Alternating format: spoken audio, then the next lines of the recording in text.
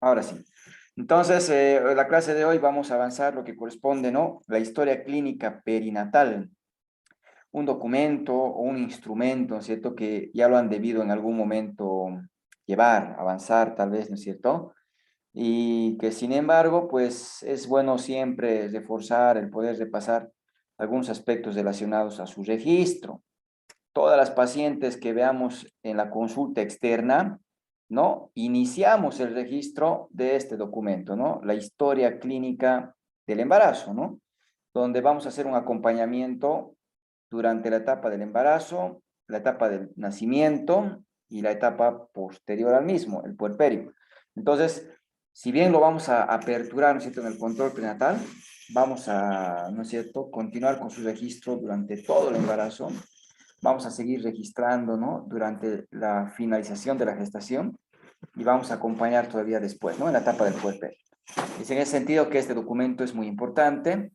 Tenemos normativas, ¿no?, relacionadas a su registro. Aquí tenemos, ¿no?, una guía de las instrucciones del llenado, ¿no?, y algunos términos o definiciones de algunos términos, ¿no?, para poder comprender y hacer un registro más adecuado. Y es en este sentido de que seguramente cuando abordamos una paciente embarazada y realizamos su control prenatal, ¿no?, tenemos que considerar de que el control prenatal involucra, ¿no?, varias visitas, varios contactos, entrevistas que vamos programando, ¿no?, con la embarazada para poder, ¿no es cierto?, vigilar la evolución del embarazo. Entonces, es así que tenemos que vigilar la evolución del embarazo. Cuando existe una alteración, una desviación, ¿no?, de la evolución normal del embarazo, para poder identificar y corregir. Además de ello, tenemos que ir preparando, ¿no es cierto?, a la gestante para el momento del nacimiento y para la etapa ulterior, ¿no es cierto?, el cuidado del recién nacido. Y aquí seguramente es importante, ¿no?, enfocarnos en lo que es la lactancia materna exclusiva. En base, ¿no es cierto?, a la leche materna, es justamente que vamos a, ¿no?, orientar a la paciente que esta tiene que ser la principal y la única fuente de alimentación del niño, ¿no? Y eso ya lo hacemos en el control prenatal. Ahora, el control prenatal, hemos dicho, dependerá, ¿no es cierto?, de que si estamos frente a un embarazo de alto riesgo o de un embarazo de bajo riesgo, ¿no? La mayoría de las embarazadas corresponden al grupo del bajo riesgo y la cantidad de controles que requieren son como mínimo 5 controles, ¿ya? Entonces, la cantidad de controles que requiere una embarazada de bajo riesgo son 5, como mínimo. Puedes recibir o puedes realizar más, dependerá mucho, ¿no?, de lo que vayamos identificando durante el control prenatal. Sin embargo, las pacientes que tienen un riesgo obstétrico necesitan mayor cantidad de controles, ¿no? Y es en este sentido que cuando hacemos el control prenatal, uno de los de mayor complejidad, como vamos a ver, ¿no es cierto?, es justamente el primer control, donde se realiza la mayor cantidad de actividades. Confirmamos diagnóstico, calculamos la edad gestacional, calculamos la fecha probable del parto, vamos pidiendo, ¿no es cierto?, o realizando una anamnesis completa, la historia clínica, un examen físico íntegro, tenemos que, ¿no es cierto?, que pedir laboratorios, tenemos que solicitar ecografía, es decir, realizamos una gran cantidad de actividades. Administrar micronutrientes, como son, ¿no es cierto?, sulfato ferroso, el ácido fólico que ya tendría que estar recibiendo, y bueno, realizamos la mayor cantidad de actividades justo en el primer control. Y una de ellas también que está incluida es el registro, como había mencionado, o la apertura, ¿no?, de la historia clínica perinatal y el carnet de control prenatal. Entonces, a pesar de hacer tantas actividades, tenemos que darnos tiempo para poderlas cumplir, ¿no?, a cabalidad. Y es en este sentido cuando nos referimos, ¿no?, a la historia clínica perinatal, ¿no?, muy comúnmente la denominamos como el CLAP, ¿no es cierto?, el CLAP. Entonces, es muy frecuentemente escuchar, ¿no es cierto?, hablar del CLAP. Y por eso lo estamos tratando, ¿no es cierto?, justamente ¿para qué? Para que cuando hablemos de esta historia clínica, ¿no?, y te pidan en el hospital, ¿no?, llenar el CLAP, traer su CLAP, pedirle el CLAP, sabemos que estamos hablando de este documento, la historia clínica perinatal. Sin embargo, cuando nos referimos, ¿no es cierto?, al CLAP, es una sigla, ¿no?, que nos significa Centro Latinoamericano de Perinatología. que es, ¿no? La entidad, ¿no es cierto? El organismo que ha diseñado, que ha elaborado, ¿no es cierto? No organismo, la organización, ¿no? Que ha diseñado, que ha elaborado este documento. ¿Ya? Y aquí seguramente, cuando hablamos de la historia clínica, pues es un instrumento, ¿no? Para obtener, para hacer seguimiento de los datos que tiene la embarazada, ¿no es cierto?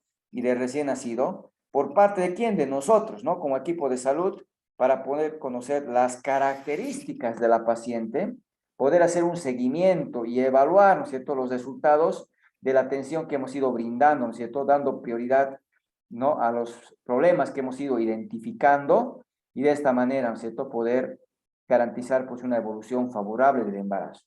¿Ya? Este documento consta de una hoja, es una sola hoja, que tiene un anverso, tiene un reverso, ¿no es cierto?, para poder ser llenado de manera adecuada, donde vamos a ver diferentes ítems que tenemos que ir registrando, ¿no? Entonces, nos va a ayudar a tomar decisiones, siempre y cuando vayamos haciendo el registro completo y el registro adecuado, ¿no es cierto?, durante la etapa del control prenatal, del nacimiento y del puerperio, como había mencionado.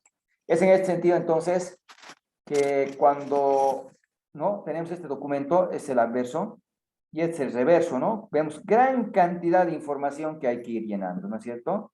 Es importante que este documento lo llenemos de manera completa y que toda la información que esté ahí registrada sea, ¿no es cierto?, confiable, sea, ¿no es cierto?, la adecuada. Es más, cuando estás en el hospital de interno, tienes que asegurarte de que todos los casilleros estén llenos, ¿no? Para evitar, pues, que se omitan algunos datos importantes en el control, ¿ya? Este es el anverso, este es el reverso. Vamos a ver que aquí, por ejemplo, vamos registrando lo concerniente, ¿no?, a la parte estadística de la paciente, los antecedentes, ya sean, ¿no?, personales, familiares, como también los ginecobstétricos, ¿no es cierto? Y vamos a referir también a algunos datos relacionados, ¿no?, a la gestación durante la etapa del control prenatal, a la etapa del nacimiento, hecho, ¿no?, del parto y también al puerperio. Y en el reverso, vamos a tomar en cuenta las causas de morbilidad, de complicaciones y de mortalidad que se puedan suscitar durante el embarazo, ¿no? Entonces aquí tenemos toda la información relacionada a complicaciones, ¿no? Desde el punto de vista clínico, laboratorial, que vamos a ir viendo en esta clase, ¿no? Entonces, le han aumentado el reverso, esta gran cantidad de información en el último, ¿no?, en la actualización de este documento. Y aquí vemos que, bueno, pues hay mucha información. Y nos llama la atención tal vez, ¿no?, que hay que ir identificando aquellos casilleros o recuadros que están en color amarillo, ¿no? Y eso lo vamos a ir mencionando en un momento, ¿no? Porque hay otros que están en blanco. Pero aparte de iniciar el llenado de la historia clínica perinatal, tenemos que aperturar el carnet de controles. Y el carnet de controles, si ustedes se fijan, el anverso es lo mismo que la historia clínica perinatal que hemos mencionado. Y el reverso, sí, tiene datos que son distintos. Este carnet de control, ¿no?, es un carnet de cartulina que lo tenemos que registrar junto a la historia clínica perinatal, porque la historia clínica perinatal se queda en la historia de la paciente y el carnet de control se la lleva la paciente. De tal manera que el anverso tiene la misma información que la historia clínica perinatal, para que si la paciente por algún motivo llegara a otro centro de salud, ¿no es cierto?, que no sea el nuestro, ahí está todo registrado en su carnet de controles, qué cosa le hemos ido realizando, qué le hemos ido administrando, qué le hemos ido solicitando, todo está, de tal manera de que sea continua la atención, ¿no? Pero lo que hace es tomar tiempo en el llenado, ¿no es cierto? En el reverso, aquí vamos a anotar ciertos datos propios de la paciente para poder identificar, ¿no es cierto?, en qué departamento, qué municipio, el nombre de la paciente, y bueno. Como también tenemos datos gráficos que nos permiten reconocer las señales de alerta o señales de peligro. Cada vez que viene la embarazada a la consulta, ¿no?, o al centro hospitalario o centro de salud, siempre hay que orientar sobre las señales de peligro, ¿ya? Las señales de peligro, señales de alarma. Y gráficamente la paciente puede reconocer, porque si la paciente está con sangrado genital, si ha perdido líquido, si está con contracciones, si tiene, ¿no es cierto?, náuseas y vómitos, si está con una cefalea intensa, tiene el edema, ¿no?, marcado en las extremidades, ha tenido convulsiones, tiene fiebre, ¿no? es una señal que obliga a que la paciente venga inmediatamente al centro, sea feriado, sea de lunes a viernes, de día, de noche, cualquier horario tiene que acudir. Y si el centro está, ¿no es cierto?, sedado, que es un primer nivel, en la noche o en la tarde, ¿qué tiene que hacer? Saber la paciente dónde debe ir, una vez que identifica estas señales de peligro. Porque el hecho de que la paciente haya perdido sangre a través de los genitales puede corresponder a las hemorragias del embarazo, ¿no? Primera mitad, segunda mitad. La pérdida de líquido voy a asociar a la ruptura prematura de membranas y así vamos considerando que estas señales de peligro deben ser reconocidas fácilmente por la paciente y debe, ¿no?, ella saber que debe acudir de manera inmediata.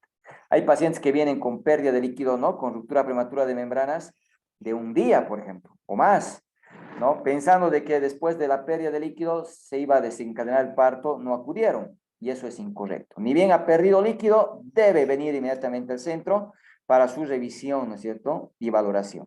Por tanto, todo esto tenemos que orientar a la paciente en el primer control, ¿no? Y poder, ¿no es cierto?, hacer el registro correspondiente. Estas son las señales de peligro que les he mencionado, que tenemos que dominar. Siempre decimos, ¿no?, orientación, señales de alarma. Y cuando te preguntan cuáles son las señales de alarma, nos olvidamos, ¿no? Sangrado o salida de sangre a través de los genitales, ¿no? Pérdida o salida de líquido, ¿no es cierto?, a través de los genitales.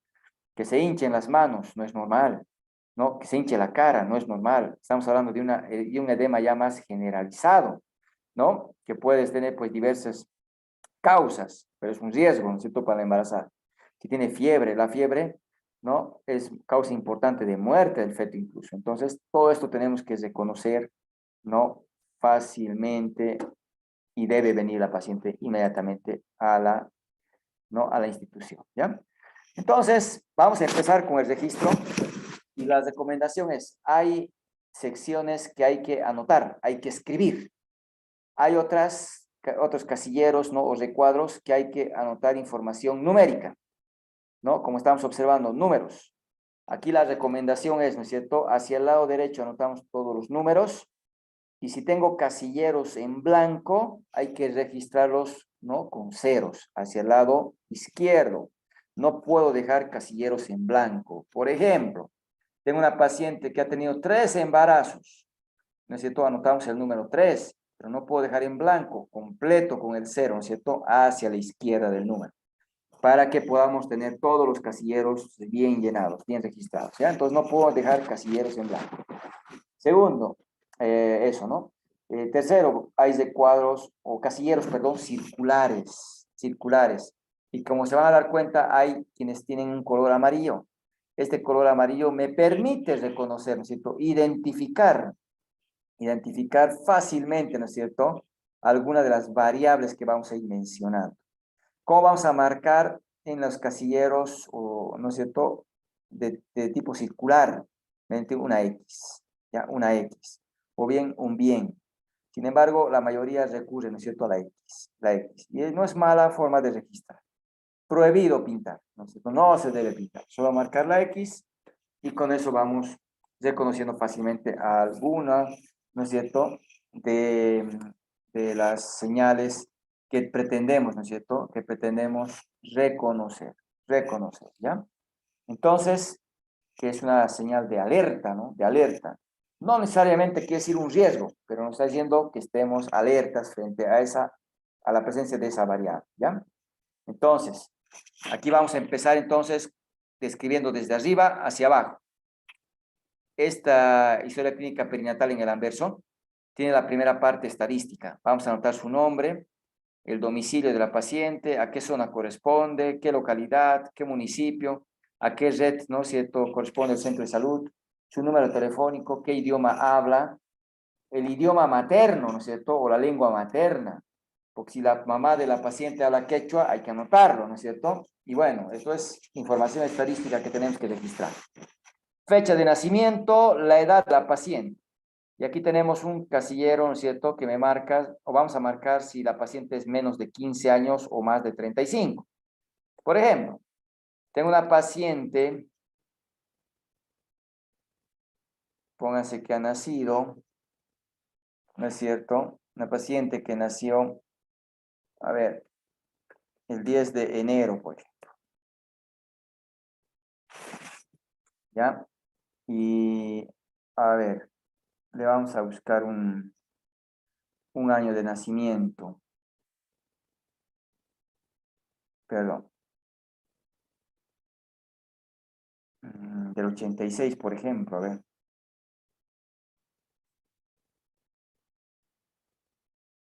Ya. ¿Cuántos años tendría esta paciente? 35. ¿Cuántos años cumplidos tendría esta paciente? 35 años. 35. Estamos en febrero ya, ¿no? Ya, no, 36, doctor, ya es verdad. 36. Muy bien. 36 años. Entonces aquí estamos la edad, ¿no? 36 años y fíjense, mayor de 35 años, anotamos la X, ¿no?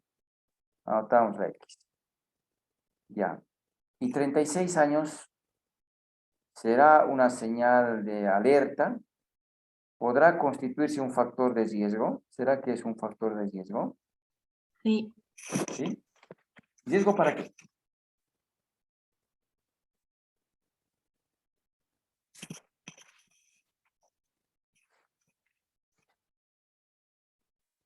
En todo el derecho a equivocarse. ¿Riesgo para qué cree?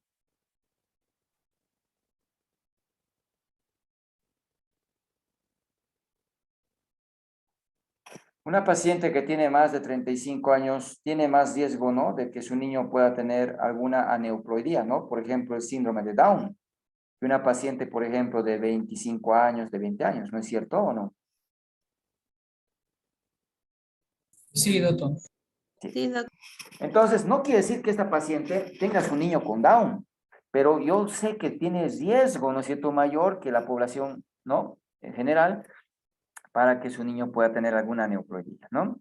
Bueno, son varios factores que se van sumando, sin embargo, aquí estamos encontrando que la edad es un factor de riesgo, ¿no?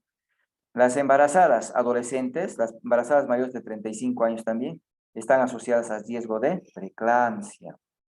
La embarazada, ¿no? Con más de 35 años tiene riesgo de, ¿no es cierto?, placenta previa, por ejemplo, ¿no? Las hemorragias de la segunda mitad. Entonces, la edad está asociada a ciertos factores de riesgo. Y bueno, si yo, por ejemplo, estoy aprendiendo y voy a ir, ¿no es cierto?, y conociendo para algunos factores de riesgo para algunas de las patologías que vamos a avanzar, bueno, en el momento de iniciar, fíjense, solo el marcar la X en el casillero amarillo ya me dice, es una señal de alerta. No puede ser o no ser un factor de riesgo, pero es una señal de alerta.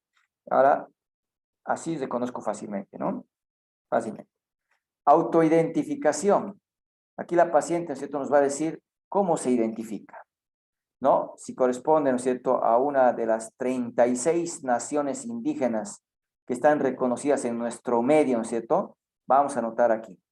¿Ya? Por ejemplo, mi paciente se identifica como quechua, ¿ya? Entonces, no necesito aprender los códigos. En la parte de atrás tenemos la autoidentificación y los códigos, ¿ya? Por ejemplo, quechua. Aquí está quechua, es el número 26. Entonces, esto está en la parte de atrás. Este es de cortes de la parte posterior, ¿no? Del reverso de la hoja. Entonces, lo doy la vuelta, me fijo, había sido 26 para quechua y anoto, ¿no es cierto? Y anoto. Este 26 ya me dice que mi paciente se está identificando como quechua. Si estuviera en La Paz, por ejemplo, es más común encontrar aymaras, ¿no es cierto? Entonces tengo el 3, ¿no? 03 para aymara, 03. Si estoy en el oriente, ¿no? Puede ser guarayo, puede ser un guaraní, puede ser chiquitano, ¿no es cierto? Entonces aquí tenemos los diferentes grupos étnicos, ¿no? Eh, o indígenas, que les vamos a ir registrando con el código que corresponde, ¿ya? Ahora, si el paciente se considera, ¿no?, mestizo, anotamos solamente la X en mestizo y dejamos en blanco el resto, ¿no? En blanco el resto, porque ya hemos hecho el registro, ¿no? En este caso anoto indígena y ahí nomás se queda. Ahora, si mi paciente se identifica con otro grupo, ¿no es cierto?, indígena, que no esté en las 36 naciones de nuestro país, por ejemplo, marcamos aquí otro. Pero bueno, eso. Hay que preguntarle si la paciente sabe leer y escribir. Si sabe leer y escribir, es alfabeta, ¿no? Sí. Si no sabe leer y escribir, le vamos a anotar no. Ya, sabe leer y escribir. ¿Hasta qué curso ha avanzado y aprobado? ¿Hasta qué curso ha estudiado? Hasta quinto de secundaria, doctor. ¿Ha podido aprobar el quinto de secundaria? No, doctor, solo he aprobado hasta cuarto y en quinto me ha aplazado. Ya no he pasado más. Entonces, el grado mayor que ha aprobado, ¿cierto? Ha llegado a quinto, sí, pero quinto no lo ha aprobado. Entonces, vamos a colocar cuarto de secundaria, ¿no es cierto? De primaria, universitario. Si no ha hecho estudios, ninguno, ¿no es cierto? Y eso vamos llenando, ¿listo? Ahora, si la paciente está casada, si la paciente no es concubinata, ¿no? Concubina, unión estable, así se denomina. Lo vamos a ir registrando de esta manera. Y bueno, aquí llegamos al control prenatal. Y en el control prenatal, aquí hay un recuadro para que anoten el código que le corresponde al hospital. Ya cada hospital tiene un código. Cuando vayas a rotar a un hospital, no como interno, no sé, todo sea Tiquipaya, sea Sacaba o cualquier hospital que tenemos en nuestro medio, ¿no? Para hacer los descargos, para hacer los informes, todo eso, te van a decir, este es el código del hospital. Cada centro, cada hospital tiene su propio código. Ya es una numeración que se le hace. Entonces, aquí vamos a anotar los números. Muy comúnmente van a ver, aquí colocan Hospital Tiquipaya, ¿no? Escribiendo, no, hay que poner el número que corresponde al hospital, ¿ya? Haciendo de cuenta un número que me voy a inventar solo para el ejemplo. Si el número del hospital corresponde, ¿no? Al 8956. Tengo que llenar de esta manera y recordar que no puedo dejar casilleros en blanco, entonces anotamos 0 y anotamos 0, ¿no es cierto? Y ahí tenemos, siempre registrar con ceros hacia la izquierda. Su carnet de identidad la vamos a registrar, por ejemplo, hagan de cuenta que es 45, 33, ¿no? 40, por ejemplo. 40. Entonces, ese es su carnet de identidad de mi paciente. ¿Qué me falta? Llenar con ceros, ¿no es cierto? 0, 0, 0. Entonces, faltaba llenar ceros y ahora está completo. Su historia clínica, cada hospital le da un número, hay una numeración que cada hospital asigna a cada paciente. Entonces, vamos a registrar como corresponde, ¿no? Siempre llenando con ceros lo que nos falta en relación, ¿no es cierto?, a la numeración establecida, ¿no? Y listo. Con ceros, y así tenemos que, todo tiene que estar lleno, los casilleros. Y en el control prenatal que estoy haciendo, en el primer control, esto todo esté llenado, el parto lo dejan en blanco. ¿Por qué? Porque todavía no está naciendo el niño. Si naciera en este hospital, copiamos este mismo código. Pero si nace en otro hospital, cuando nazca, aquí le van a llenar el código del hospital donde está naciendo, ¿no? Que es una numeración que le asignan a cada centro. Entonces, esta parte estadística no es difícil. Como se han podido dar cuenta, no es compleja, no es difícil de poder, ¿no es cierto?, hacer el registro correspondiente, ¿no? Y bueno, tal vez aquí me estaba olvidando, ¿no? Registrar si la paciente vive sola, si vive acompañada y bueno. Después descendemos. Vamos a entrar a los antecedentes. Ahora. Les he dicho, hay antecedentes personales, familiares y los ginecobstétricos, ¿no? Lo mismo. Aquí vamos a preguntar si la paciente tiene algún familiar con tuberculosis, ¿no? Si tiene alguna familiar con diabetes, sea tipo 1, tipo 2 o la diabetes gestacional, no. Si la paciente tiene un familiar con hipertensión, si su familiar tuvo preeclampsia, sí, mi hermana tuvo preeclampsia, anotamos, familiar, sí. La preeclampsia es una hipertensión, ¿no? Que se va produciendo por el embarazo, que lo vamos a avanzar en el semestre, ¿no? Que tiene gravedad, es segunda causa de muerte de las pacientes, ¿ya? Porque se complican. Y si ha tenido convulsiones tónico-clónicas, hablamos de eclampsia, ¿no? ¿Ha tenido algún familiar con ataques o convulsiones durante el embarazo? No. ¿Algún problema cardíaco, renal? No. Y así vamos llenando. Ahora de la paciente, lo mismo. Y si no tiene nada, prohibido llenar con una línea así. Hay que ir llenando casillero por casillero. ¿Tiene tuberculosis usted? No. ¿Usted es diabética? No. ¿Usted es hipertensa? No. ¿Tiene preeclampsia? ¿O ha tenido preeclampsia, perdón? Sí. Mi anterior embarazo se ha complicado, doctor. Me han dicho que estaba con presión alta. ¿Ha convulsionado? No. ¿Algún problema cardíaco, renal? No. No se olviden que es antecedente, ¿no? ¿Alguna cirugía del aparato reproductor? ¿No? La ligadura, por ejemplo, ¿no? ¿Alguna cirugía uterina, neumectomías? ¿no? Problemas de infertilidad, problemas cardíacos, problemas renales, no. Usted sufre violencia psicológica, física por parte de su familiar, su esposo, bueno. ¿Tiene VIH? No. Todo no. Y bueno, vamos a los ginecobstétricos. ¿Cuántas veces se ha embarazado, no, antes de este embarazo? 2 veces. O pongamos 4. 4 veces. 4 embarazos anteriores. Ahora están en el quinto. De los cuales vamos a considerar, ¿cierto?, que había tenido un aborto. Una pérdida antes de las 22 semanas, ¿ya? Un aborto. Y los otros 3 habían sido cesáreas. 3 cesáreas. Los niños han nacido vivos y están vivos actualmente. ¿Qué nos falta? Llenar el resto.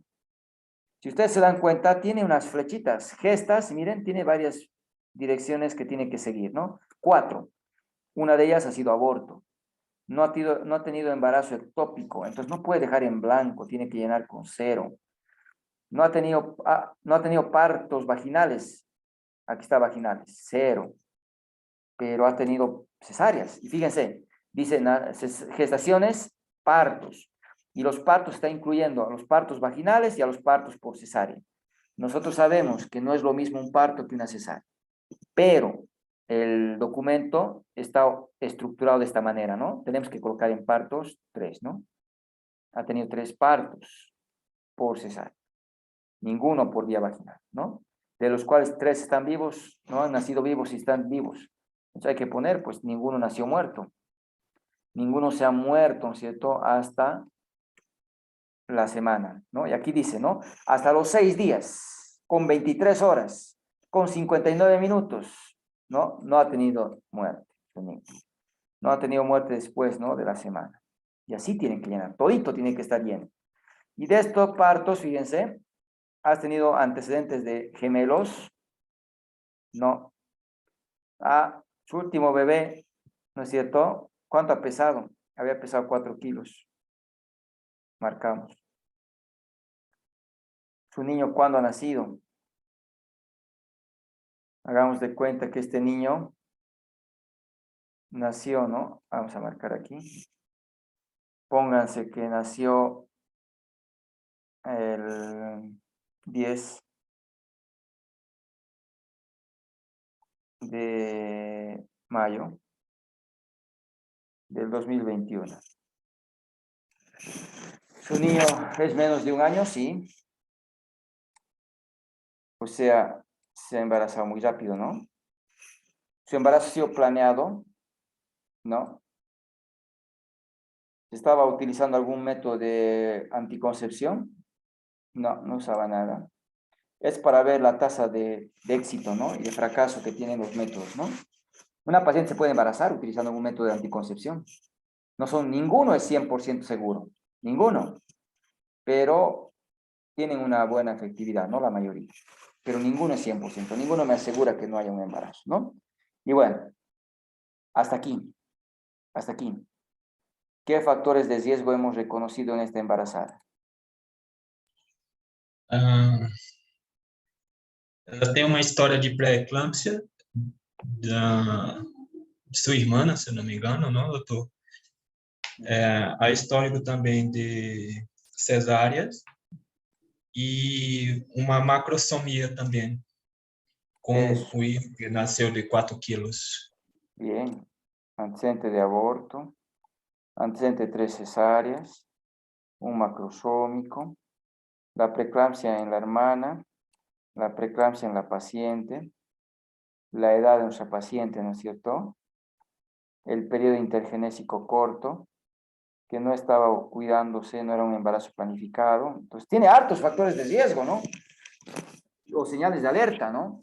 Y eso tenemos que reconocer. No basta con llenar y listo. Hay que interpretar. Esta paciente tiene 36 años. Tiene riesgo de patologías como la preeclampsia, como la placenta previa, como las aneuploidías, síndrome de Down. Entonces hay que hacer estudios para eso, ¿no?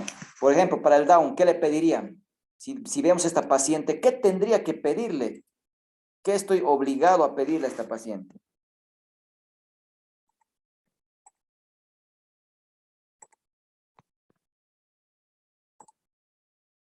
Doctor, sería un examen cromosómico a Bien, las, dime. no quería decir a la semana, no me acuerdo muy bien, pero sé que se pide examen cromosómico a las 16, si no estoy mal. Bien.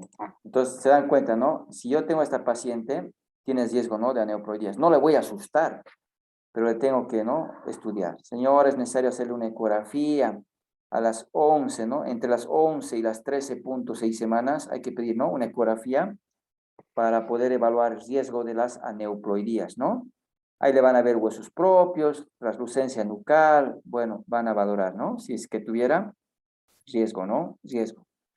Es importante que usted sepa direccionar, ¿ya? No basta con marcar, no basta, ¿no es cierto?, con escribir, hay que direccionar. De nada sirve que marquemos y no hagamos nada. Eso no es hacer control prenatal, ¿ya? Muy bien, entonces ahí le voy a pedir. Y esto, si no sé qué le tengo que hacer, va a pasar la edad y no le hemos pedido, ¿no es cierto? Tienes riesgo de preeclampsia. El antecedente que un familiar tenga preeclampsia le aumenta, ¿no? El riesgo moderado le hace, ¿no? De preeclampsia a la paciente. Pero si la paciente ha tenido preeclampsia antes, este es un riesgo alto. ¿Ya? Eso es un riesgo alto. La preeclampsia se repite. Entonces, el tener preeclampsia quiere decir que va a volver a tener preeclampsia. ¿Ya? Pero si no tuviera ella preeclampsia y la mamá, la hermana tuvieran, le aumenta el riesgo, ¿no? Es un riesgo moderado. Entonces, aquí vemos que tiene riesgo alto para preeclampsia esta paciente. La edad y el antecedente que tuvo preeclampsia, ¿no? Y entonces, ¿qué tengo que hacer para detectar preeclampsia a esta paciente?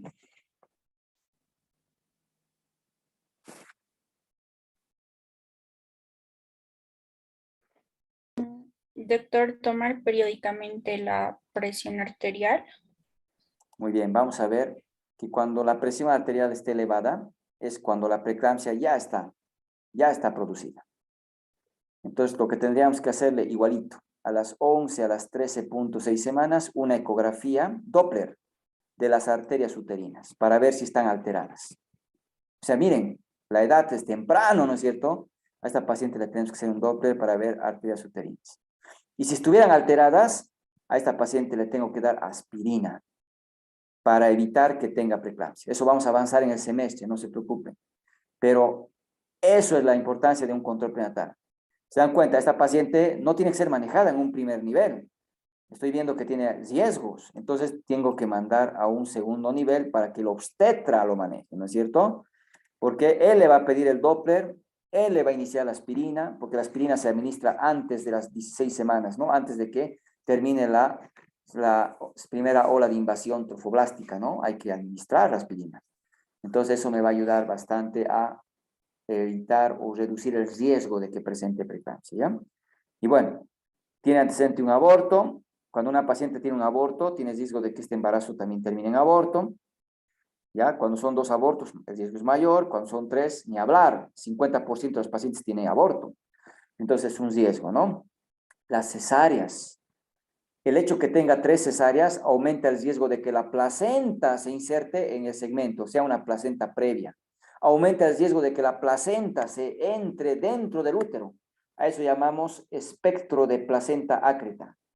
¿Ya? Y eso es peligroso, porque si la placenta se entra dentro del útero, cuando nazca el niño, no puedo intentar sacar la placenta. Nace el niño, ligo el cordón y hay que hacer histerectomía, porque al sacar la placenta voy a provocar una hemorragia que va a provocar la muerte de la paciente.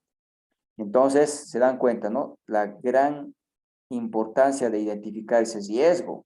Pero si entonces, ¿cómo sé que la paciente tiene acretismo, espectro de placenta ácreta? Con ecografía Doppler. ¿Ya? Y eso hay que pedir recién a las 28, ¿no? 28 a 32 semanas. Actualmente nos dicen, pídanles temprano una ecografía, ¿no? 5 o 6 semanas. Difícil que una embarazada venga 5 a 6 semanas. Hay que enseñarle bien a esta paciente, ¿no? Para el embarazo. Pero ya vino embarazada. Ahora tengo que hacer a las 28 a 32 semanas. Eso vamos a ir avanzando en su momento. Y bueno, se dan cuenta todo eso. Si mis ojos, dicen, no, los ojos no ven lo que la mente no sabe, ¿no es cierto? A medida que vayamos aprendiendo, estudiando capítulos, ustedes van a dar importancia a cada uno de estos cuadros y le van a direccionar de una manera correcta a la paciente. ¿Ya? Entonces, ahí están los datos de riesgo, ¿no? Que están saltando solamente al analizar así muy superficialmente. Periodo intergenésico corto. Durante mucho tiempo se decía 1 año y medio, ya 18 meses, para hablar de un periodo intergenésico corto. Actualmente se refiere 2 años, ¿ya? Desde la finalización del embarazo hasta el inicio de este nuevo embarazo, eso se llama periodo intergenésico. Tiene que ser, ¿no es cierto?, mayor de 2 años. Si es menos de 2 años, actualmente la OMS recomienda, ¿no? Si es menor de 2 años, considerar un periodo intergenésico corto, ¿no? Factor de riesgo. El embarazo no fue planeado y bueno, así van a analizar los factores de riesgo. Ah, feto de 4 kilos. ¿En qué voy a pensar con un feto de 4 kilos?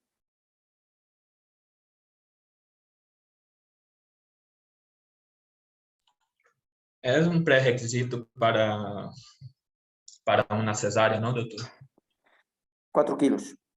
Voy a pensar, ¿no es cierto?, en macrosomía fetal por diabetes. Piensen que la paciente puede ser diabética, ¿ya? Piensen que puede ser diabética. Generalmente en la preeclampsia el niño no crece, ¿no? Hay restricción.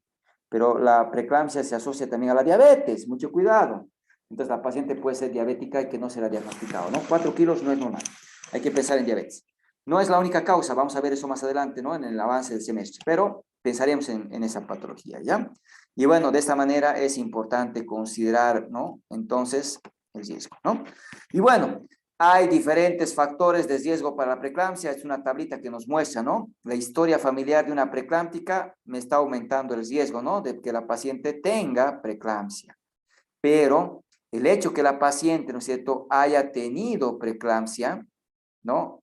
¿No? El hecho de que la paciente haya tenido preeclampsia, ¿no? Es un factor importantísimo para poder considerar, ¿no es cierto?, que la preeclampsia se pueda repetir. Si yo comparo el riesgo de una familiar que ha tenido preeclampsia con el riesgo de que ella misma ha tenido preeclampsia, fíjense, es mucho mayor, ¿no es cierto? Es alto el riesgo de que se repita la paciente con preeclampsia si es que ya la tuvo.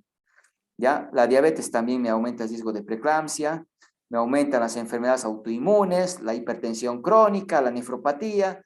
Si es nulípara, si es multípara, me ayuda a considerar riesgos de preeclampsia, ¿ya? Entonces, tenemos un cuadro que vamos a avanzar en el capítulo de preeclampsia, que me dice, si hay un solo factor de alto riesgo, hay que dar aspirina, si no puedo hacerle Doppler. Y nosotros teníamos, ¿no? La paciente tenía antecedente de una preeclampsia en su embarazo anterior. Esa paciente sí o sí tiene que recibir aspirina. Riesgo moderado, que sea su primer embarazo, que tenga más de 40 años, que tenga un familiar con preeclampsia. Pero aquí necesito 2 factores, no basta uno, necesito 2, porque un factor de riesgo moderado no basta, necesito 2. Entonces, por ejemplo, aquí tenemos la historia familiar de un embarazo, tendría que buscar otro más, ¿no? Para pensar que pueda tener preeclampsia. Pero este es suficiente para decir, necesita recibir aspirina. Y bueno, entonces, es así como vamos analizando. Es un Doppler alterado que lo vamos a ver en su momento, ¿no? De las uterinas, que me dice, esta paciente está con presión de 160, pero ya está haciendo preeclampsia. Ya, la ecografía se me adelanta a la clínica. Cuando tenga presión arterial, ¿no es cierto?, elevada, ya sea hipertensa, ya poco podemos hacer. Ya la preeclampsia ya está instaurada. Entonces, a las 11 a 13.6 semanas es ahí donde hay que reconocer, ¿no? Y para eso necesitamos que la paciente haga control prenatal temprano. Entonces, es el acretismo. Normalmente la placenta no entra en contacto con el músculo uterino, está en contacto con el endometrio, con la decidua. El acretismo es cuando la placenta está unida al miometrio. Íncreta cuando entra dentro del miometrio. Pércreta cuando atraviesa el miometrio, llega a la vejiga, llega al recto. Entonces, fíjense, aquí la placenta no se va a poder separar del útero, ¿no es cierto? Y esto en quienes tenemos riesgo, cuando la placenta está insertada aquí abajo, cuando es una placenta previa, cuando la paciente tiene cesáreas, cuando la paciente le han hecho alegrados. Es importante buscar antecedentes de abortos que han hecho legrado, que han hecho ameu. Entonces, esas pacientes tienen riesgo, ¿no? Esta es una placenta previa, la placenta está, ¿no es cierto?, delante del feto en el segmento inferior. Y miren, está entrando dentro del útero. Prácticamente ha atravesado todas las capas, ¿no? Ha llegado a la serosa. Es lógico pensar que si yo quiero separar la placenta, esto va a sangrar y se va a morir la paciente. No puedo sacar la placenta, ¿no? Tiene que terminar en histerectomía. Entonces, aquí una tabla, ¿por qué preguntamos número de cesáreas? Porque el riesgo, ¿no es cierto?, aumenta en función de las cesáreas, ¿no es cierto? Eso es importante. Y eso es importante, ¿no? Es un antecedente que no puedo olvidarme, ¿ya? Por ejemplo, una paciente que no tiene placenta previa y tiene, por ejemplo, 3 cesáreas, ¿ya? Hagamos de cuenta que esta paciente tiene 3 cesáreas. Aquí está, 3 cesáreas. El riesgo, ¿no?, de una paciente que tiene 3 cesáreas o 4 cesáreas es del 1% para que tenga acretismo. Una paciente de 100 personas. Pero si esta paciente con 3 cesáreas tuviera placenta previa, fíjense cómo aumenta el riesgo, 60%. Del 1% ha subido a 60%. Por tanto, no solo me interesa el número de cesáreas, sino me interesa también la ubicación de la placenta. Placenta previa más 3 cesáreas, 60%. Lo más seguro es que tenga tenga acretismo, ¿no es cierto? Entonces, esto me ayuda a entender la importancia de ese gráfico, ¿no? Y el riesgo que es reconocido, ¿no? Para poderlo considerar. El periodo intergenésico se decía 18 meses, ¿no? Un año y 6 meses, un año y medio. Pero la Organización Mundial de la Salud les dije que ha determinado que el periodo intergenésico es de 2 años, ¿no? De 24 meses. Si es menos de 24 meses, de menos de 2 años, es un periodo corto, periodo intergenésico corto, ¿ya? Y bueno, después de ver antecedentes, ahora entramos a la gestación actual. Y aquí tienen que anotar, ¿no es cierto?, los datos ahora del embarazo, ¿ya? A la hora del embarazo. Por ejemplo, primer control, voy a preguntar a la paciente sobre su peso anterior. Señora, ¿y usted cuánto pesaba antes de embarazarse? 60 kilos, doctor. Y bueno, anotamos los 60 kilos. Pero no puede quedarse ahí solo 60, ¿no es cierto? Tenemos que llenar con ceros lo que falta, ¿no? Y vamos a llenar con 0. 60 kilos. Esto es un peso anterior. Esto le estamos preguntando a la paciente. Antes de embarazarse, ¿usted cuánto pesaba? 60 kilos. Le voy a tallar. En el primer control se mide la talla. ¿Ya? 1,58. 1,58. Y la talla solo se mide el primer control prenatal. Porque eso no va a cambiar. Entonces, cada vez que venga la paciente, voy a utilizar este mismo valor. Pero el peso lo voy a medir. El peso sí voy a controlar cada control. Pero la talla solo una vez. Entonces, ahora que tengo la talla de mi paciente, que eso no va a cambiar, y el peso que la paciente me ha dicho que tenía antes de embarazarse, voy a calcular su índice de masa corporal de inicio. Y el índice de masa corporal, ¿alguien se acuerda cuál es la fórmula? Es en kilogramos, talla en metros al cuadrado. Excelente. Talla. Excelente. Peso en kilogramos sobre talla en metros al cuadrado, ¿no es cierto? Y ese resultado. En este caso, ¿cuánto sería? Ojo, ¿se dan cuenta? Necesitamos calculadora, ¿no? Hay harto número en obstetricia también. Tendría que multiplicar, ¿no? 1,58 por 1,58, ¿no? Porque es en metros, no es en centímetros. ¿Me da cuánto? Más 2,49. ou menos 24, doutor. Y el IMC es 64. 24,09. Eso, ¿no? Y el peso es 60, ¿no? 60, perdón. 60 lo voy a dividir entre 2,49, ¿no? Está bien. Y está bien el cálculo que ustedes han hecho. Lo han hecho bastante rápido y bueno. 24,09, ¿no? Entonces mi IMC es 24. 24. Entonces fíjense, aquí no hay decimales. Son puro enteros porque no hay coma. Entonces anotamos 24. Y tengo que anotar aquí el 0, ¿no? 0. Porque no hay coma, ¿no? 24. ¿Cómo interpretan? Su estado nutricional es normal, es enflaquecido, está con sobrepeso o es con obesidad. Normal, doutor. Normal. Ahora Ah, ahora aquí es un error del documento, ¿no? Tendría que ser blanco, ¿no? Normal. No debe ser amarillo. Debe ser blanco. Pero bueno, ya. Mi paciente me dice que que su menstruación había sido el 15, 25, o sea, el 15 de, pónganse, de noviembre del 2021, ¿no? 21, ya. ¿Cuándo sería la fecha probable de parto de esta paciente?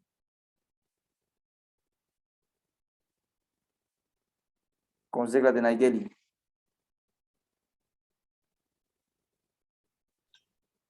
22 de 8 de 2022.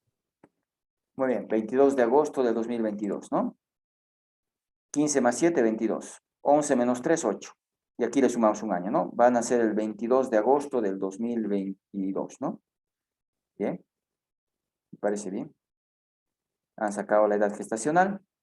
Hoy día es 15, ¿no?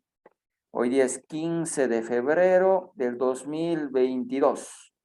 Yo quiero saber cuántas semanas tiene esta paciente. ¿Cuántas semanas tiene? Entonces empiezo a colocar los meses. ¿Qué mes voy a colocar? Noviembre, ¿no? Noviembre. Noviembre, diciembre, enero, febrero. Es lo que hemos hecho, ¿no? En la clase de ayer. Noviembre tiene 31 días. ¿Cuánto le voy a anotar entonces? Si el 15 decidió su menstruación. 100, Si tiene 31 días, 16, ¿no? No, no. Noviembre tiene 30. Noviembre tiene 30. Entonces, 15 semanas, ¿no, doctor? ya, ahorita vamos a ver. Noviembre, ¿cuánto tendría que anotar? 30, 15. 15. ¿Por qué? Porque aquí 15, le falta 15 para acabar el mes, ¿no? Sí, Diciembre tendría 31. Enero tendría 31. Febrero tiene ¿cuánto? 28. 28. ¿Y cuánto voy a anotar? 15. 15. ¿Por qué 15? Porque hoy día es 15. ¿No es cierto? Hoy día es 15. Entonces 15 más 31 más 31 más 15 me da 92. Me da 92, ¿ya? Esto hemos hecho ayer, ¿no? 92 lo divido entre 7. Y bueno, 13. 13,1, doctor. 13,1 que sería como 13 semanas, ¿no, doctor? pero siempre me van a poner con días, les dije, ¿no? 13.1 semanas. Más o menos equivale a 3 meses de embarazo, ¿no? Pero nosotros no hablamos de meses, hablamos 13.1 semanas. Eso tiene mi paciente. ¿Por qué estoy anotando eso? Porque la primera mitad del embarazo va a menos de 22 semanas y la segunda mitad después de 22 semanas, ¿no? En este caso, mi paciente está en la primera mitad o en la segunda mitad del embarazo. Primera mitad. Primera mitad. Ahora, actualmente nosotros dividimos el embarazo en mitad, primera mitad, segunda, como rango de 22 semanas. La Organización Mundial de la Salud todavía, miren, utilizaba las 20 semanas, ¿no? Menos de 20, primera mitad. Más de 20 o igual a 20, segunda mitad.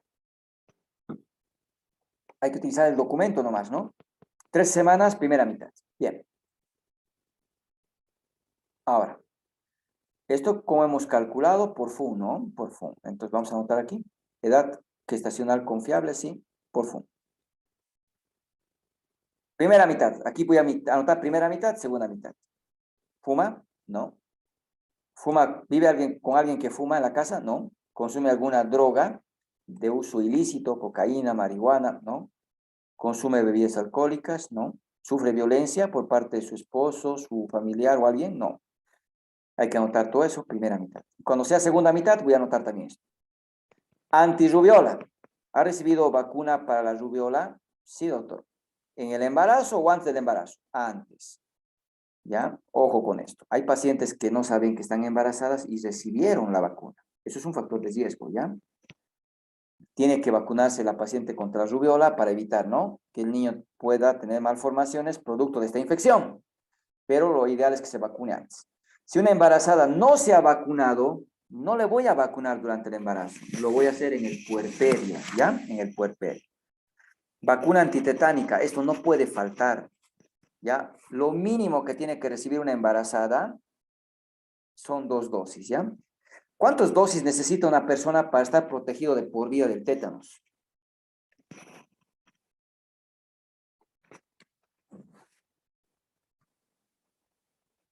5 doses, doutor? 5 dosis. 5 dosis. Actualmente con el PAI, en la pentavalente, las niñas están recibiendo, ¿no?, las 5 dosis. Están protegidas de por vida. Lo que no quiere decir que no puedan tener un refuerzo, ¿no?, a los 10 años. Pero ya están protegidas de por vida. Y la vacuna del tétanos tiene especial importancia para evitar el tétanos neonatal, ¿ya? Evitar que en el parto se contamine, ¿no es cierto?, y se produzca el tétanos, ¿no?, en la madre o en el niño. Entonces, es importante que esté protegida la embarazada. Y si la paciente no tiene vacunas o la paciente no sabe su estado inmunológico, porque no sé, doctor, me han vacunado, pero yo no sé si era tétanos. Hagamos de cuenta que no tiene vacunas. Y le vamos a poner aquí, ¿vigente? No, no está vigente. ¿Y esto qué me obliga? Que le ponga las vacunas. La primera dosis no le puedo poner en el primer trimestre. No se aplican vacunas en el primer trimestre, porque ahí se forma el bebé. Entonces, en el tétanos hay una edad que me pueden recomendar, ¿no? A las 22 a 24 semanas. La primera dosis se puede colocar a las 22 a 24 semanas, ¿ya? Eso más o menos equivale a los 5 meses. Y aquí fíjense, me dice, ¿no?, mes de embarazo. Es un error, nosotros no manejamos meses. Pero yo tengo que cumplir lo que dice, pues. Tengo que esperar. Mi paciente tiene 13.1 semanas. No tiene 5 meses, tiene 3 meses. ¿Qué tengo que hacer? Esperar. Pero marcando que no está vigente, ya me está alertando de que cuando venga a los 5 meses le vacune y coloque aquí, 5. Y la segunda dosis es al mes, a las 4 semanas. Entonces a los 6 meses la segunda dosis. Y con eso ya no me alcanza, porque la tercera dosis es a los 6 meses. Ya no me alcanza el embarazo para poner una tercera dosis, ¿no? Entonces, una paciente que no tiene vacunas debe recibir por lo menos 2 dosis. La primera dosis a las 22 a 24 semanas y la segunda al mes, ¿listo? Esto me ayuda a anotar de esa manera. Algo que siempre nos olvidamos en las embarazadas es revisar boca. Ver si tiene caries, ver si tiene, ¿no es cierto?, placas, si tiene problemas dentarios. Gingivitis, bueno. Ver las mamas. Hay que observar mamas para ver características. No para el hecho de que si tiene pezones planos, eso no preocupa. El pezón se va a formar cuando inicie la lactancia. Ya un pezón plano no debe preocuparme, no tengo que hacer nada, se va a formar cuando el niño lacte. El pezón tiene protractilidad, es elástico, se forma, se estira con la lactancia, con la succión, ¿ya? Entonces ahí lo vamos a marcar. Cervix, ¿se ha hecho Papá Nicolau la embarazada? Sí, es normal. Le hicieron colposcopía, no se ha hecho, porque estaba normal. Bueno, si no tuviera Papá Nicolau, aquí dice no se hizo, marcamos no se hizo. ¿Hasta cuántas semanas puedo hacer Papá Nicolau a una embarazada?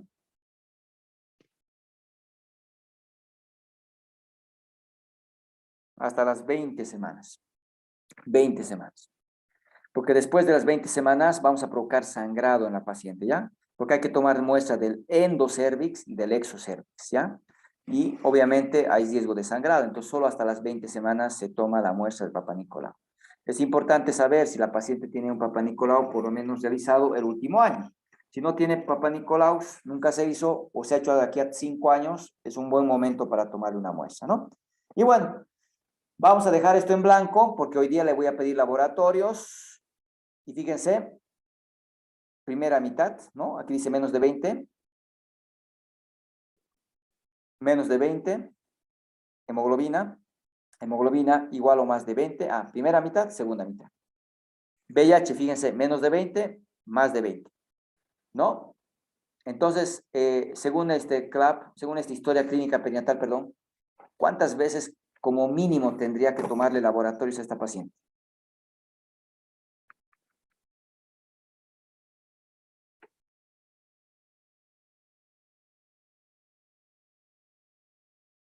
¿Cuántas veces le estamos tomando muestra de laboratorio a esta paciente? Mínimo. 2 veces, doctor.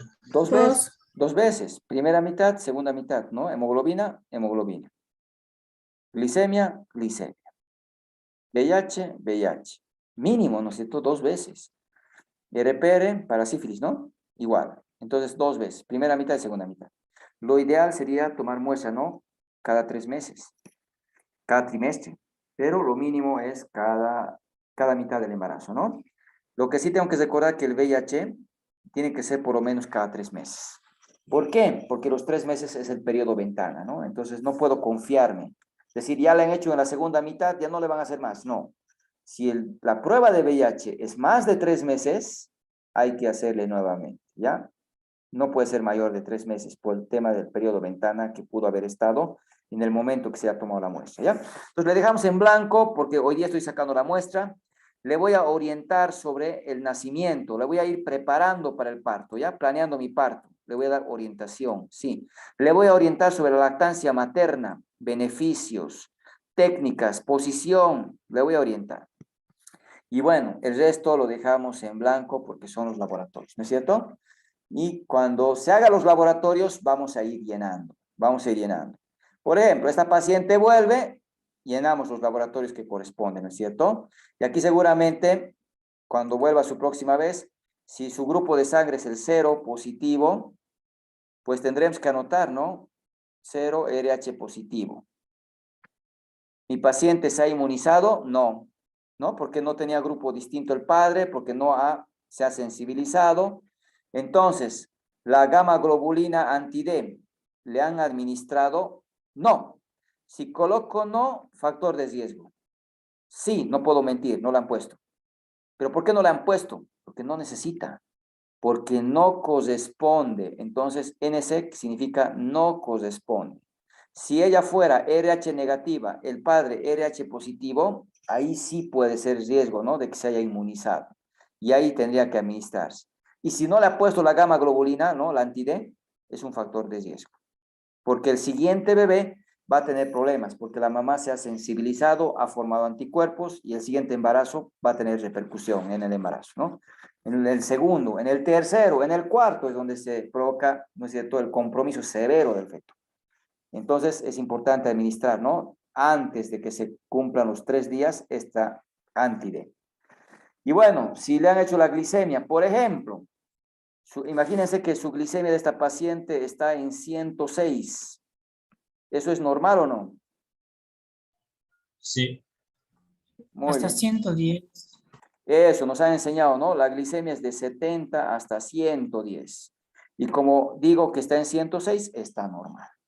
Sin embargo, cumpliendo las instrucciones que dice aquí, si es mayor o igual a 105, marque la X. Y esto es 106. Y estoy marcando. Y ya me está diciendo, es una señal de alerta. ¿Por qué? Porque la embarazada maneja otros valores.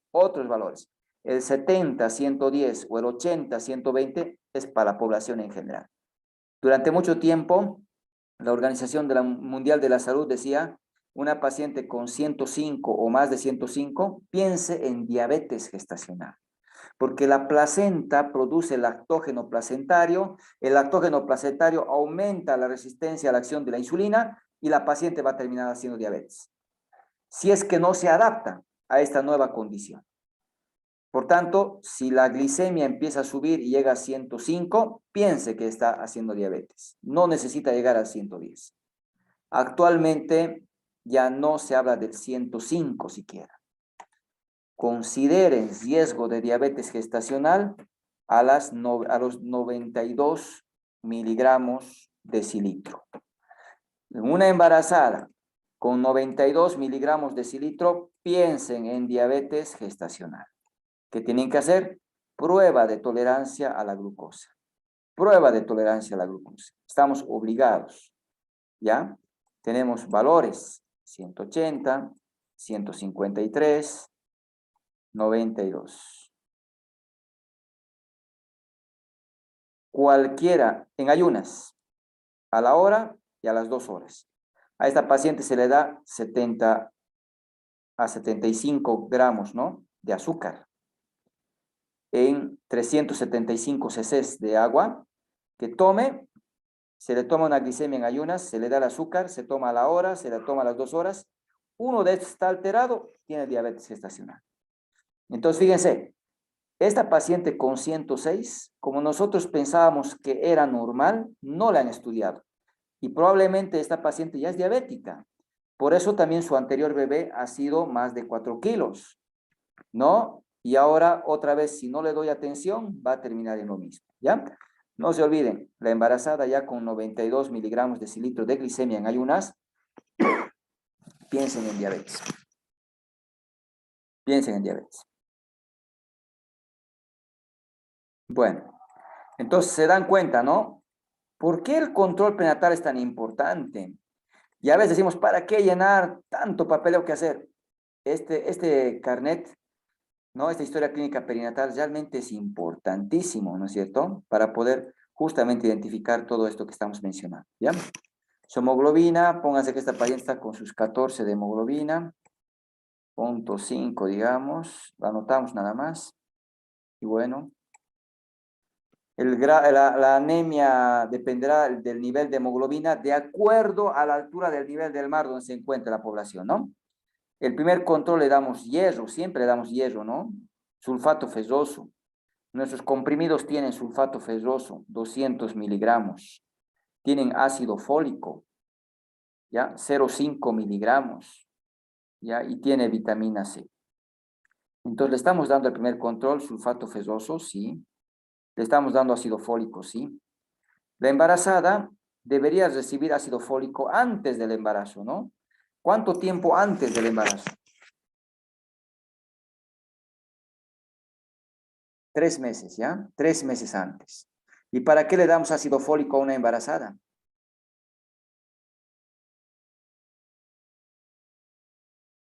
Para el cierre del tubo neural. Eso, para prevenir defectos del cierre del tubo neural, ¿no? Para evitar que tenga espina bífida, por ejemplo, ¿no?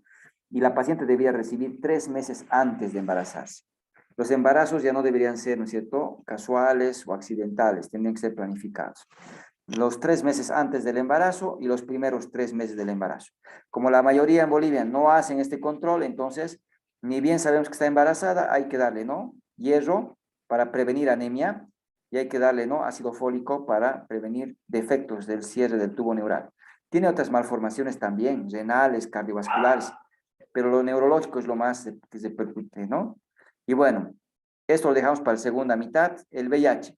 Le hacemos prueba rápida. Sí. Salió no reactivo. No se habla de positivo o negativo, se habla de no reactivo. Entonces, ¿le voy a dar tratamiento antirretroviral? No, porque no tiene VIH. Pero no puedo poner no, pero tampoco sí, no corresponde. No le he dado porque no corresponde, porque no tiene VIH. ¿Se puede dar antirretrovirales a las pacientes con VIH? Sí, se puede dar a partir de las 14 semanas. No se da en el primer trimestre, ¿ya? Después de las 14 semanas, toda su vida. Y bueno, ahí lo dejamos. Para sífilis, le hemos hecho la RPR, sí, ha salido negativo. Mi paciente tiene 13 semanas, .1, ¿no? Esa edad le hemos tomado la muestra, anotamos eso. ¿Ya? ¿Ha recibido tratamiento? No, porque no corresponde. ¿Le hemos dado tratamiento a la pareja? No, porque no corresponde. Es para evitar, ¿no?, que la pareja le contagie, ¿no?, a la paciente. Y bueno, le hemos hecho bacteriuria asintomática, un urocultivo, no se hizo. Chagas, le hemos hecho el high Chagas, salió negativo. Paludismo, generalmente en zonas endémicas, por lo tanto no se hizo. Esto no puedo olvidarme, a las 35 a 37 semanas hay que tomar muestra, ¿ya? Un hisopado vaginal, un hisopado rectal, para buscar al estreptococo del grupo B. ¿Para qué? Para identificar al estreptococo y tratar. El estreptococo del grupo B se asocia a ruptura prematura de membranas, se asocia, ¿no es cierto?, a amenazas de parto pretérmino, pero se toma la muestra y se busca a la semana 35 y 37, ¿ya? Para toxoplasmosis, IgG, pónganse que se hizo, salió negativo, lo anotamos y nada más. Y bueno, así se anota. En la segunda mitad del embarazo anotamos el resto, ¿no? Anotamos el resto. Esta clase es un poquito pesada porque sí es un poco estadístico, pero ya con esto vamos a empezar a tocar los temas, ¿no? Esto hemos visto, ¿no? De acuerdo al IMC, vamos a clasificar, ¿no? En enflaquecido, normal, sobrepeso y obesidad, de acuerdo al IMC, ¿no? Nuestra paciente tenía 24 de IMC, eso era normal, ¿no es cierto? La fórmula lo han dicho muy bien. Ahora, esto es importante. Miren, nuestra paciente tenía 13 semanas y tenía un IMC de 24, ¿no? Nosotros sabemos que 24 es normal, así que no va a influir. Hagan de cuenta que tengo una paciente con IMC de 27. Un IMC de 27 me dice que es sobrepeso. Un 27 es sobrepeso, pero depende del embarazo. Por ejemplo, si yo tuviera una paciente que tiene un IMC de 27 y tiene 35 semanas, por ejemplo. Aquí está el IMC y aquí están las semanas. 35 semanas. Ah, mi paciente no tiene sobrepeso. Una paciente de 35 semanas con un IMC de 27 no tiene sobrepeso. ¿Por qué? Porque el feto pesa, la placenta pesa, el líquido amniótico pesa, y para corregir, ¿no es cierto?, un sesgo que pueda haber por el peso del producto, tenemos esta tablita. En el caso, ¿no es cierto?, de una paciente, por ejemplo, que tenga un IMC de 26, sobrepeso, y tenga 10 semanas, es chiquito, 26, sobrepeso, tiene 10 semanas, es sobrepeso. Tuviera 30, no es sobrepeso.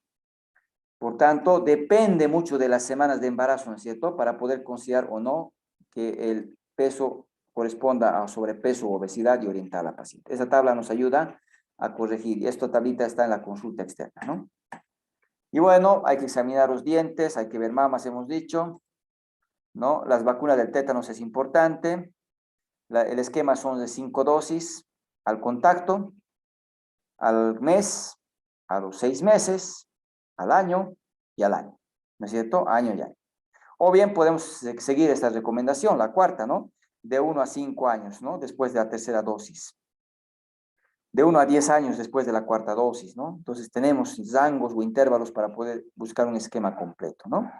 Entonces, muy importante, la paciente, ¿no es cierto? La paciente que tiene el embarazo, hay que indagar muy bien sobre su estado inmunológico, ¿no? Hay que preguntar muy bien sobre el esquema de vacuna. Tenemos el PAI, la pentavalente incluye, ¿no es cierto?, para el tétanos. Por tanto, tiene 5 dosis, ya está protegida de por vida. Si la niña cumple, de adulta no tendríamos problemas, ¿no? Ahora, vamos a registrar entonces como vigente, si la paciente tiene las 5 dosis, ¿no? Tiene el esquema completo. Vamos a colocar vigente si solo ha recibido 2 dosis, ¿ya? Y se ha embarazado dentro de los 3 años. Esta gráfica van a aprender para su examen. Si la paciente tiene 2 dosis de tétanos, ¿no es cierto?, antes del embarazo, y ahora está embarazada, y se ha embarazado, ¿no es cierto?, antes de cumplir los 3 años de la segunda dosis, entonces todavía está vigente, porque le está cubriendo todavía estas 2 dosis, ¿ya? Y si la paciente ha recibido 3 dosis y se ha embarazado, ¿no es cierto?, antes de los 5 años, o sea, no ha pasado 5 años desde la última dosis, le sigue protegiendo. Entonces, la vacuna está vigente. No necesitamos aplicar ninguna. Pero, si la paciente no tiene ninguna dosis de la vacuna para el tétanos, o no sabe, ¿no es cierto?, o no tiene el carnet, entonces, hacemos de cuenta que no tiene vacunas, ¿ya? Hay que colocar las 2 dosis que hemos dicho, ¿se acuerdan? La primera a las 22 a 24, no en la primera consulta, a las 22 a 24. Y la segunda he dicho al mes, ¿no es cierto? Al mes. Al mes. Esta vacuna entonces ¿cuántos tiene que recibir la embarazada? 2 dosis hemos dicho, ¿no? 22 a 24 y al mes, ¿no? Y tiene que estar por lo menos, ¿no?, a 3 semanas antes del parto para que podamos proteger justamente el tétanos neonatal. Ahora, si la paciente ha recibido 2 dosis, aquí están, 2 dosis, 2 dosis, pero el embarazo, ¿no es cierto?, se ha producido después de los 3 años. Ya no está protegida por la dosis, entonces no es vigente, no es vigente, tiene que recibir su vacuna. Tiene que recibir su tercera dosis. Si tiene 3 dosis, igual que aquí, pero el embarazo se ha producido después de 5 años, ya no está protegida por la vacuna, por la tercera dosis. Entonces tiene que recibir su cuarta nomás. Si tiene 2 dosis o tiene 3 dosis, la embarazada tiene que recibir una dosis de embarazo. Que sea la tercera o sea la cuarta, tiene que recibir una dosis de embarazo. No sé si está con alguna duda esto de la vacuna, porque esto me interesa que lo recuerde. No, doctor, ninguna duda. Ya, esta tabla la van a aprender para su examen. Bueno, hay que revisar el cervix. Se toma Papá Nicolau, ¿hasta qué semana? 20 semanas. 20 semanas. Muy bien. Entonces, hay que ver la anemia. Aquí tengo un parámetros, ¿no? ¿Cuánto considero una anemia moderada o severa de acuerdo a los metros sobre el nivel del mar, ¿no es cierto? Para poder establecer, ¿no? Cuándo voy a hablar de anemias en nuestra población, ¿no? Eso es muy importante considerar, ¿no? Saber dónde, de qué país estoy hablando para saber, ¿no? A qué altura. Por ejemplo, La Paz, estamos hablando de 3.500 metros sobre el nivel del mar. Entonces, obviamente, no es lo mismo que Cochabamba, ¿no? 2.500, por ejemplo. Entonces, cada uno de los departamentos o estados tienen alturas diferentes, ¿no? Y ahí tenemos diferentes rangos para decir si la paciente está o no está con anemia, ¿no? Planeando mi parte, hemos dicho, hay que orientarla sobre el nacimiento, hay que orientar sobre lactancia, hemos dicho, ¿no es cierto? Y bueno, hemos hecho el tamizaje de las infecciones con las pruebas, ¿no? Que hemos mencionado. Bueno, ya para ir finalizando, tenemos seis filas, ¿no? Para hacer, no, 7, perdón, 7 filas para hacer controles prenatales, ¿no? 1, 2, 3, 4, 5, 6, 7. 7 tienen. ¿Ya? Si es que me faltara para hacer más controles, simplemente recorto, ¿no? En una hojita y le voy colando o pegando aquí abajo para continuar los controles, ¿ya? O abrimos una hoja adicional. Es más fácil pegar aquí una hojita para no hacer otra hoja. Y bueno, hay que ir anotando, ¿no? ¿Cuándo vino la paciente? Por ejemplo, si hoy empezó a hacer su consulta, anotamos, ¿no? 15 de febrero del 2022. Vamos a pesar ahora. Estoy hablando del primer control. Hace rato le he preguntado cuánto pesaba usted. Me ha dicho que pesaba 60. Eso es anterior al embarazo. Ahora le peso en el primer control, ¿no es cierto? Y la paciente no había pesado 60. Está pesando 65. Esa paciente medía 1,58. ¿Cuánto será su índice de masa corporal de esta paciente? Porque ahora estoy sacando un IMC actual, ¿no es cierto? No de inicio.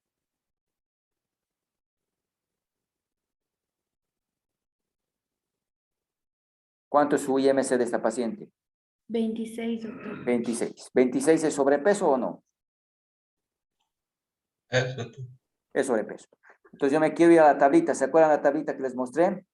Y les dije, vamos a llevar con las semanas. ¿Cuántas semanas tenía mi paciente? 13, ¿no? Entonces yo digo 26 sobrepeso.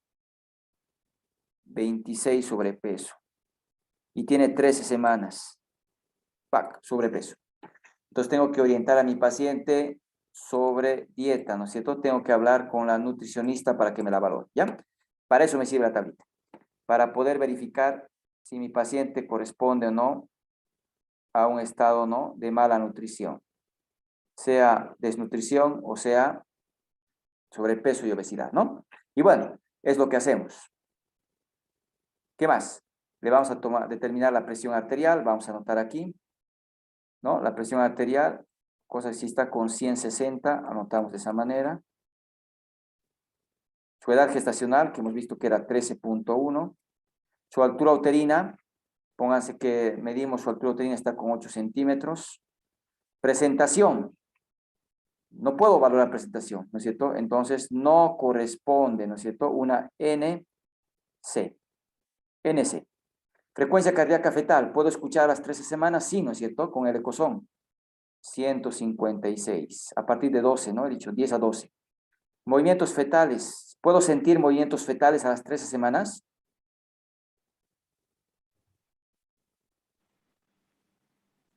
No, doctor. No. Entonces, ¿qué vamos a colocar? No corresponde. Proteinuria, si no le echo, lo dejo en blanco. Si le echo, coloco positivo o negativo, ¿ya? Sulfato fesoso le damos 90, anotamos aquí 90. Y bueno, señales de alarma, ¿sí? ¿Qué le voy a pedir? Primer control, laboratorio, le voy a pedir ecografía, ¿no es cierto?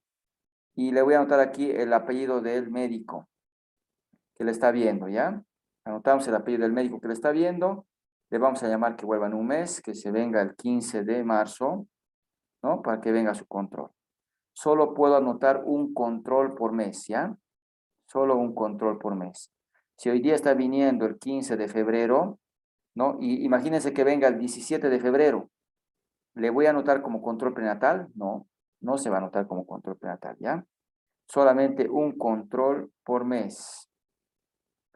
¿Ya? Y eso, nada más, y así, cada mes un control, un control, un control. Eso es bien importante. Ya para ir terminando, esto vamos a ir viendo en el momento del parto, cuando avancemos, ¿ya? Se anota, ¿no es cierto? Si ha tenido parto, qué fecha ha ingresado, ha hecho controles, se ha hospitalizado, cuántos días, ha recibido corticoides, si no, cuántos días, ha sido espontáneo, ha sido cesárea, inducido, tiene ruptura de membranas, cuánto tiempo. Se anota, ¿no es cierto?, cuántas semanas, son 12 horas, tiene fiebre, cuántas semanas tiene la paciente, está cefálico, está pélvico, está transverso, el tamaño es adecuado o no, le está acompañando en el trabajo de parto su esposo, su familiar, en el parto le está acompañando o nadie. Todo eso anotamos, ¿no? El niño ha nacido vivo, a qué hora ha nacido, qué día ha nacido. Si son gemelos, anotamos múltiples, sí, el primer gemelo. Y hacemos otro para el segundo gemelo, ¿no? Y así vamos llenando este dato de recién nacido, ¿no? Si es varón, si es mujer, su peso, su perímetro cefálico, longitud y bueno. El parto, quien ha atendido, el nombre del ginecólogo, el neonato, quien ha atendido. Y el primer día es el puerperio inmediato, de mucho control. Como pueden ver aquí, a los 30 minutos, a la hora, 2 horas, 6 horas, 12 horas, 24 horas controlamos. ¿Qué cosa? Presión arterial, pulso, temperatura, la altura uterina para ver la involución del útero, los loquios si son hemáticos abundantes o escasos y quién está controlando. Las primeras 24 horas son de crucial importancia. Nos vamos entonces a describir, ¿no es cierto?, datos del parto. Si ha habido desgazos, si han hecho episiotomía, si han usado oxitocina, todo está aquí descrito para poder, ¿no es cierto?, considerar. Si hemos hecho o no el MATEP, que eso vamos a ver en el capítulo correspondiente a parto, ¿no? Si la placenta se ha expulsado completa, si se ha hecho el MATEP de manera correcta, y bueno, es el puerperio que he mencionado, que controlamos, ¿no? Las 24 horas de manera muy estricta, ¿ya? Muy estricta. Si la madre es RH negativo, el niño positivo, hay que ver el tema de la anti-D, ¿no? La vacuna o la gamma globulina, ¿no? Dentro de los 3 días para evitar que se sensibilice. Y bueno, damos la vuelta a la hoja. Y aquí vamos a ver, ¿no? Las 3 causas de muerte: la hemorragia, la preeclampsia y la sepsis. Y aquí me va preguntando si se ha complicado la paciente con alguna de estas patologías. Si tiene parto obstruido, si tiene polidramnios, oligohidramnios, vamos a ir registrando sufrimiento fetal, todo está aquí para considerar, ¿no es cierto?, si hay alguna complicación que se está presentando, ¿no? Aquí está, hemorragia, preeclampsia y sepsis y otras causas. ¿Qué criterios clínicos hemos encontrado? ¿Qué criterios laboratoriales? Si tiene no en relación a la infección por el virus Zika, aquí también está para identificar. Tenemos algunos trastornos, ¿no es cierto?, que tenemos que ver de tipo metabólico, de orden hematológico, ¿no?, que vamos registrando en el reverso. Fíjense, el reverso tiene mucha información para reconocer patologías. Si se ha complicado con hemorragia, aquí vamos a colocar qué medidas se han ido implementando, ¿no?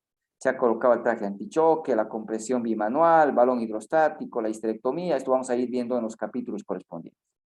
¿Qué laboratorios, qué intervenciones? ¿No? Aquí está la tablita de autoidentificación, el control en el segundo día del puerperio, tercero, cuarto, quinto, ¿no? Y su egreso. ¿Qué fecha? ¿Qué hora? ¿Cómo se ha ido? Alta solicitada, hospitalaria, se ha fugado, se ha muerto la paciente. Si se ha ido, la ha orientado sobre anticoncepción, se ha ido con algún método, tal vez con el MELA, tal vez le han puesto DIU, ¿no? Entonces aquí está, o le ha operado, ¿no?, la ligadura, anticoncepción quirúrgica voluntaria, ¿no?, femenina, la salpingoclasia, o masculina, la vasectomía. Entonces todo eso vamos llenando al momento del alta. Y esto tiene que irse lleno. No puedo estar borrando, no puedo escribir 2 controles dentro del mismo mes, no puedo dejar casilleros en blanco, no puedo escribir fuera de las casillas, ¿no? Entonces, miren, es muy común observar todos estos problemas en el registro, porque al final del mes van a meter a un sistema informático todo lo que está llenado en la historia clínica perinatal, y si faltan estos datos no van a poder registrar adecuadamente, ¿no? Y bueno, con eso terminamos el registro del plan. Esa es la historia clínica perinatal. No sé si tienen alguna duda para acabar ya. ¿Todo claro? Sí, doctor. Sí, doutor. Sí, doctor.